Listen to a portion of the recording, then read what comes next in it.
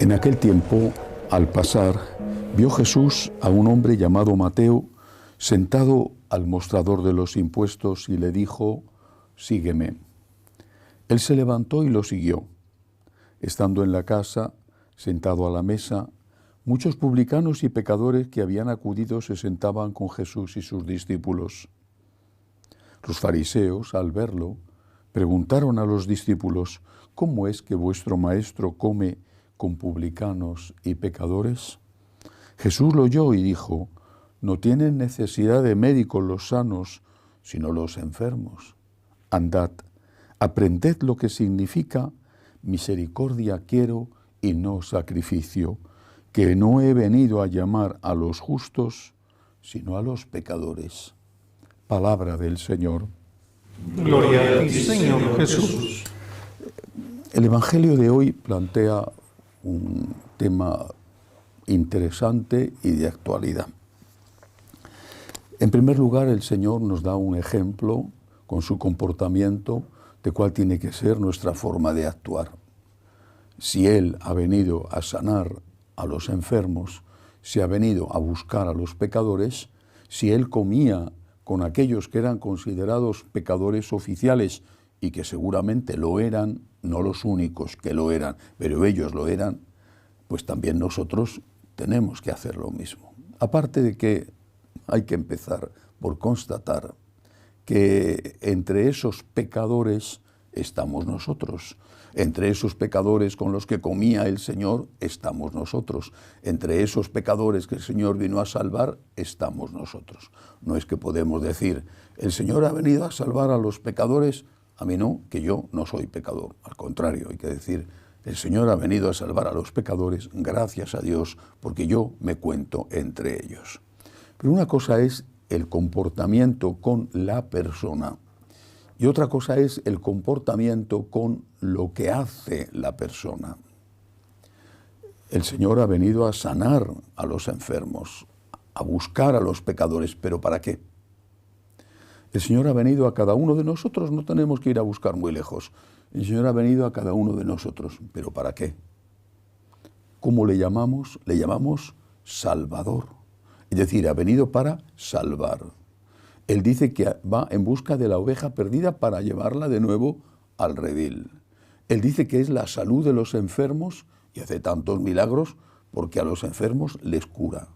Es decir, el Señor se acerca al enfermo, se acerca al pecador, se acerca a la oveja perdida, pero no para que la oveja siga perdida y el pecador se refocile en su pecado y aumente su pecado y el enfermo adquiera más enfermedades, sino para curar al enfermo y para salvar al pecador. Y eso, inevitablemente, imprescindiblemente, empieza por el diagnóstico de la enfermedad y el rechazo de la enfermedad. Tienes un cáncer, o lo que sea. Vale, no te digo, tienes un cáncer, enhorabuena, estupendo, vamos a ver qué podemos hacer para que mañana tengas el cáncer más extendido todavía. O para que mañana, en vez de tener un cáncer ahí, tenga ya metástasis. No, eso no le dice ningún médico al enfermo. Tienes un cáncer, vamos a luchar, vamos a trabajar. La quimio, la radio, en fin, lo que sea. Vamos a luchar, vamos a trabajar para que podamos controlar y curar esta enfermedad. Lo que le dice cualquier médico al enfermo. ¿Por qué los curas, tantos curas, no hacemos lo mismo? Y además, muchos manipulan la enseñanza y el ejemplo de Jesús y convierten la bondad del Señor acercándose a los pecadores en una justificación para seguir cometiendo pecados. El Señor se acerca a los pecadores, gracias a Dios, si no, no se habría acercado a nosotros, que nosotros somos pecadores, que aquí la única persona que no fue pecadora es la Santísima Virgen María, que no tuvo ni siquiera el pecado original. Los demás todos somos pecadores. Qué bien que el Señor se acerque a los pecadores, pero ¿para qué? ¿Para qué se acerca el Señor a los enfermos? ¿Para que estén más enfermos o para que se curen. Se acerca para darnos la salud, se acerca para darnos la salvación. Y eso empieza por reconocer la existencia del pecado.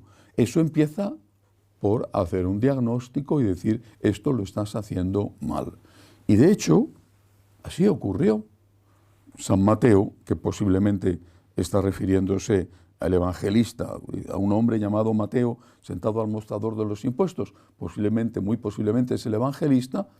San Mateo dejó de ser un ladrón, y dejó de ser un ladrón para convertirse en apóstol de Cristo. Acogió la misericordia divina que implicaba estar con él, la acogió, dio gracias por esa misericordia, se sintió honrado por esa misericordia de Dios, mientras que los demás le despreciaban, y eso produjo en él un cambio, una conversión que le transformó en un apóstol de Jesucristo. Acerquémonos a las personas, acerquémonos a cualquier persona por pecadora que sea, pero no para bendecir el pecado. Le haríamos un enorme daño, sino para ayudar a esa persona enferma a encontrar la salud en Cristo. Cualquier otra cosa es manipular el mensaje del Señor y transformar su ejemplo salvador en una connivencia con el pecado que nos haría mucho más daño que si todavía no hubiéramos conocido a Jesucristo. Cristo es el Salvador. No lo olvidemos, es el Salvador. Ha venido a salvar, acercándose al pecador, pero también para corregir al pecador y para invitarle a que se cure, a que salga de su pecado. Que así sea.